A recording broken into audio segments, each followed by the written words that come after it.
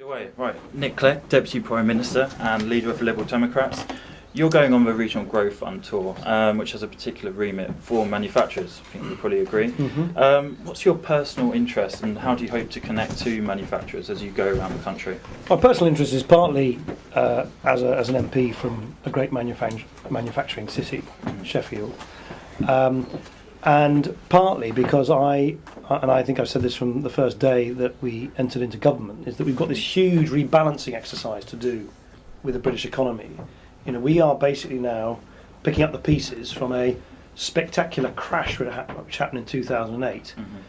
And we can't just put Humpty Dumpty back together again. We can't just go back to the good old days of spending money we don't have, borrowing money that we shouldn't, and allowing the banks to get away with blue murder. So, do you think manufacturers are paying the price for this blue murder? Well, if I can just finish. So what we're trying to do is say, because what basically the old model was this: you had the kind of goose laying all these golden eggs in the City of London, and you had a succession of governments that would then take that money in terms of tax revenues and hand them out as public subsidies in other parts of the country, particularly the north. And it gave everyone the impression it was all okay.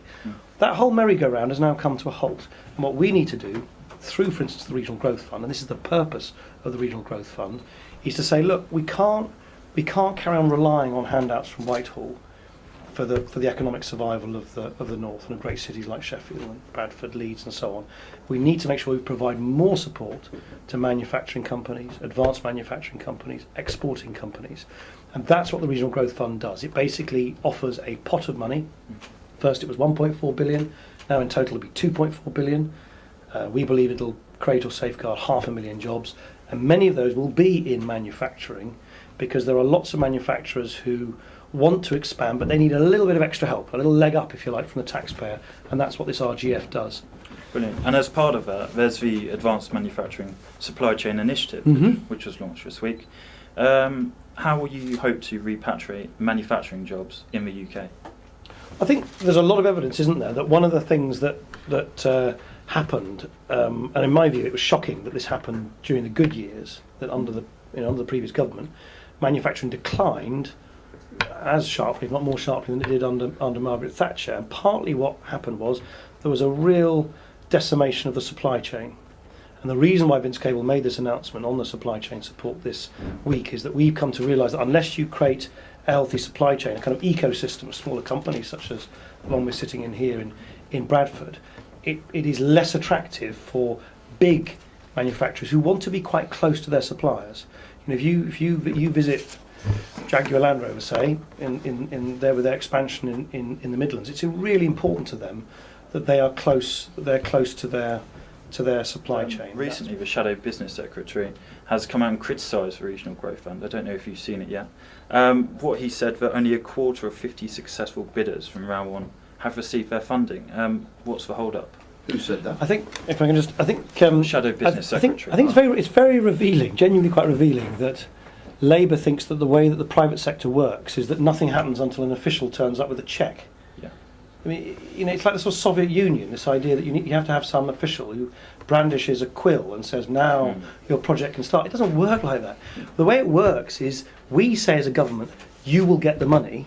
This then allows the private sector to get on with the project because they know they're going to get the money at some point. And the thing that Labour is willfully ignoring, and I wish they'd stop talking down success in manufacturing, is that over 50% of all the RGF projects have already started, even if they haven't necessarily got the cheque in their hands. That's the key thing in terms of actual activity, creating jobs, producing products, designing them, making them and exporting them. It's already happening because the Regional Growth Fund acts as such a powerful catalyst. Then they obviously have to pay the companies they're buying capital machinery off. So yes, there is a slight hold-up. No, it's not a hold-up at all. We've been very open with all the recipients of RGF funding, for instance, from the first round, that because we have to do due diligence, and you'd expect us to do that, it's taxpayers' money after all, we're not just going to suddenly start sort of splashing it around willy-nilly without checking that it's money well spent. That the due diligence, of course, takes a bit of time, and we've said to people that the money will be received this autumn and winter, which is precisely what's happening. It is being, it's being now provided this autumn and winter. But the point I want to make, which is the one that Labour seem to not understand, which is quite revealing in itself, is that the prospect, the guarantee that the money is arriving is already very important particularly to manufacturers, because they know that they can bank on that money even if they haven't physically got the cheque in their hand yet. Do you think that manufacturers will lose out on contracts if you don't give enough to Germany and France in the talks this week? Do you think we're going to lose out on contracts if we don't give enough to Europe?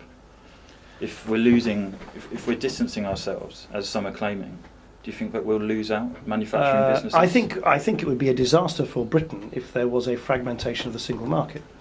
The European single market, which, let's remember, was designed by a British commissioner in Brussels back in the 70s, was legislated for and introduced by the then Conservative government. The reason why that's so important to us is because it's the largest borderless single market in the world. 550 million consumers. 3 million people in our country are dependent for their jobs because of our role in our place in the single market. And so what we've been doing, and I've been on the phone constantly this morning, last night, all week, and for several weeks now, and obviously the Prime Minister is going to the summit this evening, is to explain to our European partners that it is in our national interest, firstly, that the Eurozone should be stable, because a strong Eurozone is good for a strong Britain. But the second, we don't want to see anything which fragments our access to the single market, because you're right, that's very important for investors. Investors have invested heavily in Britain, including in manufacturing, because we have untrammelled access into the single market. Are you worried by Conservative backbenchers? Or? In this respect, are you worried by Conservative backbenchers? And what it might mean in this for manufacturers? I will do what I judge to be in the national interest, and what I judge to be in the national interest, and the Prime Minister and I, we may have different views on Europe in many other respects, but we're actually working hand in glove in this, is to make sure that that Britain's leadership role in the single market, in a big single market, which is so important to our own growth and jobs, is maintained.